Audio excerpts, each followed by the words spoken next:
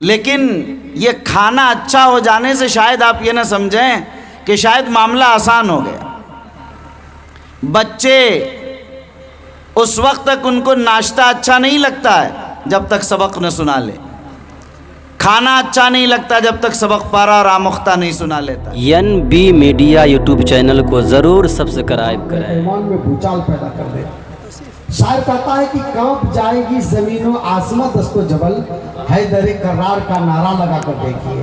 یا پھر یہ کہہ لیجئے غلام حضرت شبیر ہیں ہلکے میں نہ لینا، غلام حضرت شبیر ہیں ہلکے میں نہ لینا، یہ باطل کے لیے شمشیر ہے ہلکے میں نہ لینا، اسی نے 313 میں باطل کو ہلایا تھا، یہ نعرہ نعرہ تکبیر ہے ہلکے میں نہ لینا۔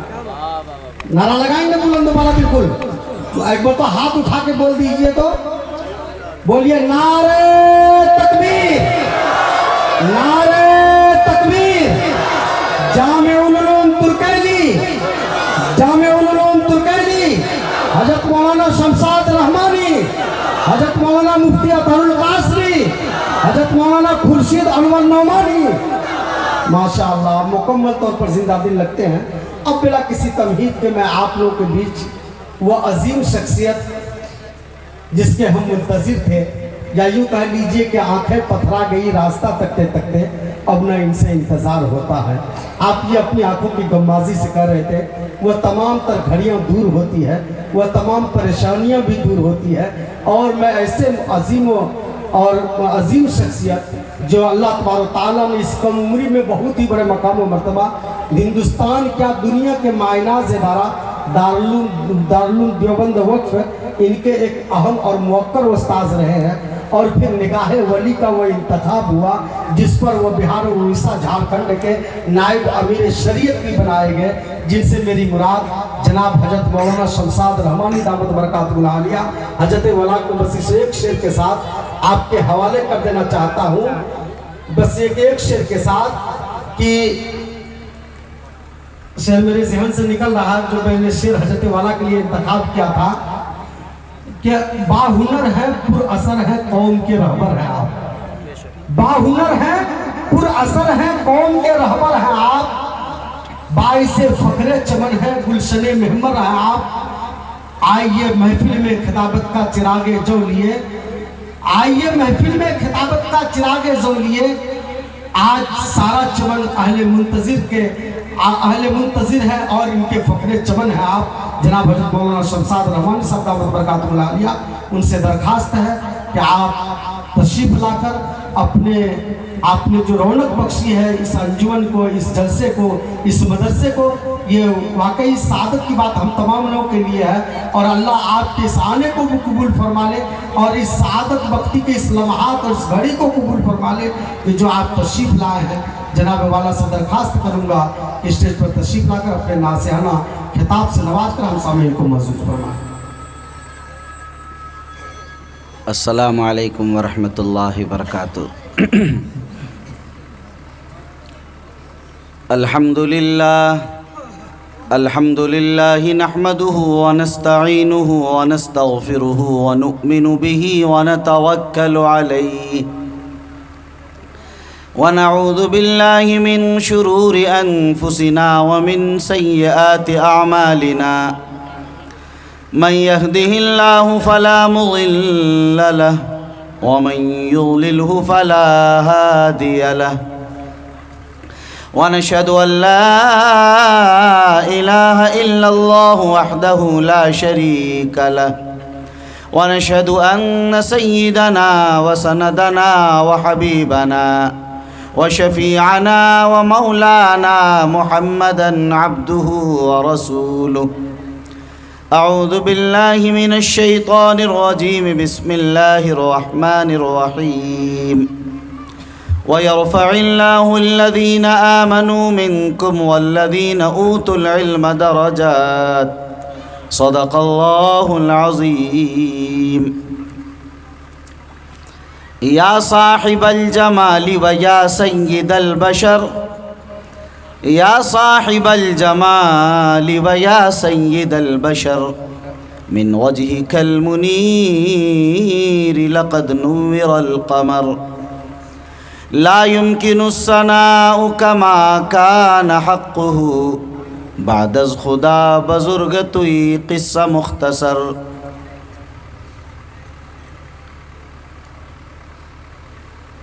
معزز حاضرین، اسٹیج پر رونق افروز نہایت ہی محترم اور مقتدر علماء کرام، دانشوران عظام،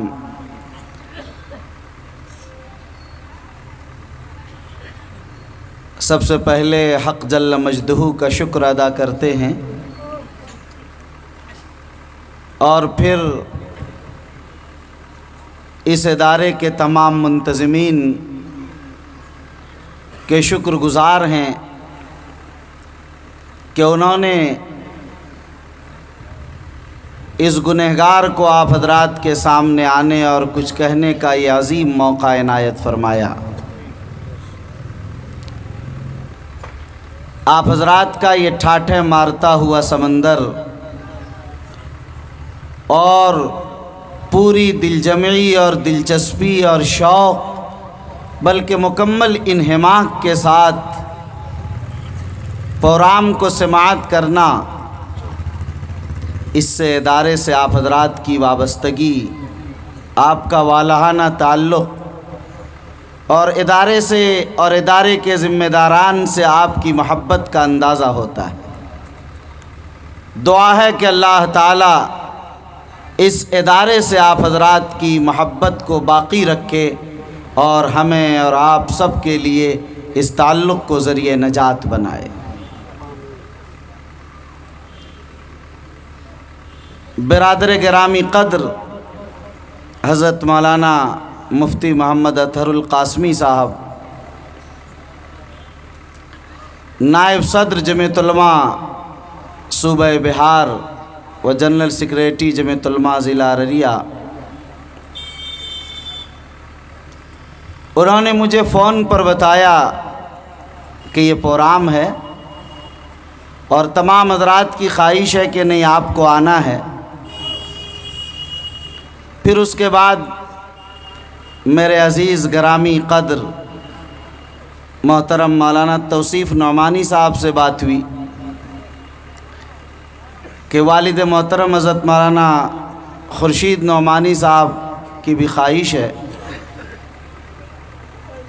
ظاہر ہے کہ میرے لیے اب کوئی گنجائش نہیں تھی کہ میں حاضر نہ ہوں، بلکہ میرے لیے بڑی سعادت اور خوشبختی تھی کہ ان بزرگوں کے حکم کی تعمیل میں جس طرح بھی ہو کوئی وقت نکالا جائے، اور اللہ نے مجھے یہ سعادت بخشی اور آپ حضرات کے درمیان حاضر ہو گیا. پروگرام جس نظم و انتظام اور جس ترتیب کے ساتھ چل رہا ہے، عام طور پر جلسوں میں اس طرح کی ترتیب اور ایسی تنظیم اور وقت کی ایسی پابندی اور ایسا لحاظ دیکھنے کو نہیں ملتا ہے. صحیح بات یہ ہے کہ یہ اجلاس ایک مثالی جلسہ بن گیا. ہمیں چاہیے کہ ہمیں اسی انداز پر اپنے اجلاس کو منعقد کرنا چاہیے.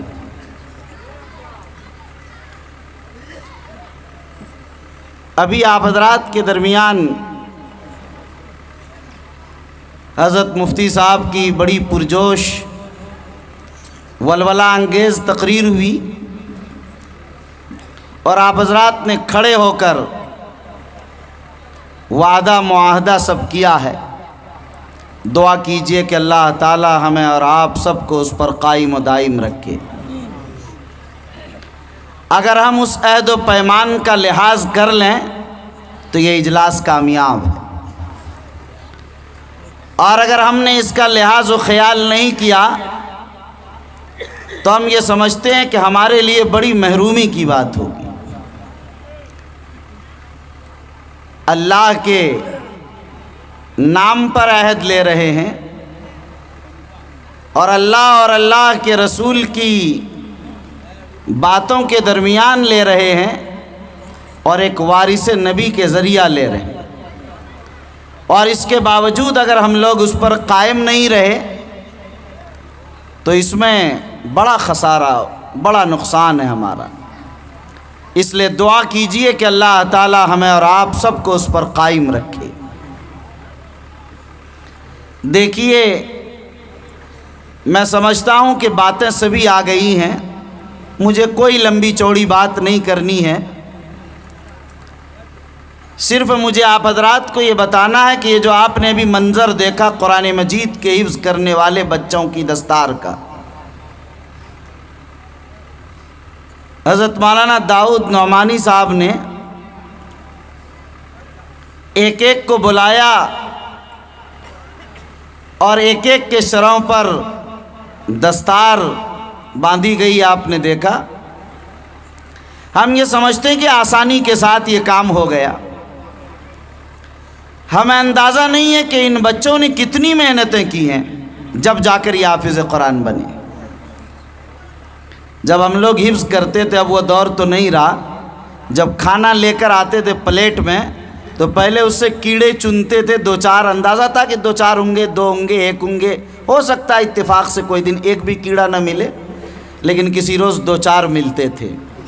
اور جب چنا ہو جاتا تھا چاول پورا پلیٹ سے، اس کے بعد تب سالن ڈالتے تھے، تو جب سالن ڈالتے تھے تو کبھی 1 2 آلو کا ٹکڑا اوپر رہ جاتا تھا، کبھی کچھ نہیں رہتا تھا، پورا چاول میں یعنی خالی شوربہ ہوتا تھا۔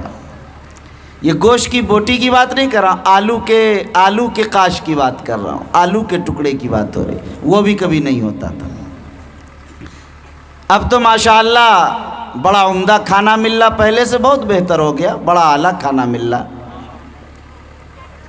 لیکن یہ کھانا اچھا ہو جانے سے شاید آپ یہ نہ سمجھیں کہ شاید معاملہ آسان ہو گیا۔ بچے اس وقت تک ان کو ناشتہ اچھا نہیں لگتا ہے جب تک سبق نہ سنا لے، کھانا اچھا نہیں لگتا جب تک سبق پارا اور آموختہ نہیں سنا لیتا ہے، ایک دباؤ میں رہتا ہے بچہ۔ جمعرات کو تو ایسے ہی خیر نہیں کہ کیا کیفیت ہوگی۔